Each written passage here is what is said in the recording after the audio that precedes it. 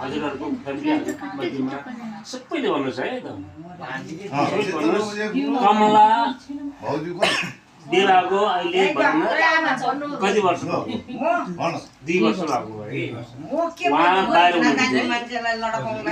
बाहिर आउँदै हुनुहुन्थ्यो उहाँ आउने क्रममा त हामीले चाहिँ अदूरबाट देखेको हामीले गर्दाखेरि तपाईँहरू तपाईँहरूको नाम पनि आउनुपर्छ तपाईँहरूको थर के हो हजुरहरूले सोध्न खोज्दा भएपछि हामीले पनि सोध्नु दोहोरो हाम्रो चाहिँ सम्झाइ बुझाइ दोहोरो थियो यहाँ हजुरले सोच्नु अब मेरो हाउला त्यही सेम हो होइन बहिनी र हजुरको दिदी हजुरको बेटा होइन मेरो साना बहिनी उहाँहरू बेभागो विदेशमा बेभागो अनुभवको नेपालमा भएको उहाँहरूको क्रममा त हामी चाहिँ त्यसै जानु मिल्दैन हाम्रो बाटो खुलाउनु पर्छ हजुरहरूले चिनाउनु पर्छ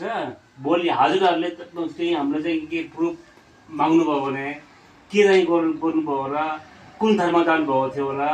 कुन थरको चाहिँ तपाईँहरूको रीति हामीले चाहिँ के हामीले के रीति देख्न पाएको थिएन रीति बुझ्न पाएको थिएन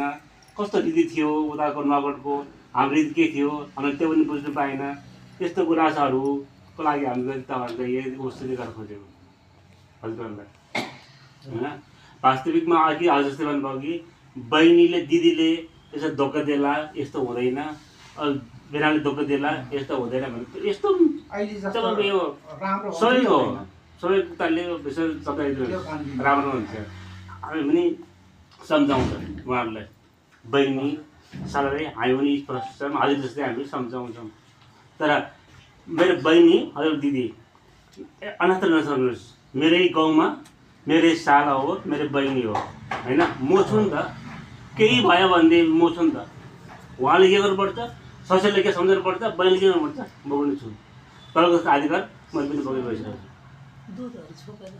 यस्तो म पनि छु तपाईँको नगरमा मेरो दिदी कहाँमा गयो मेरो दिदीसँग बोल्यो केही भयो भनेदेखि त उसले हेर्ने मान्छे को छ उसले बोल्ने मान्छे के छ त्यस्तो नसुनुहोस् म छु होइन कसको काँधमा म काँधमा बहिनी राखेर म जे हुन्छ हजुरले जे बोल्नु सक्नुहुन्छ मैले त्यही बोल्ने हो केही भयो बोलेको दिनमा केही भयो भने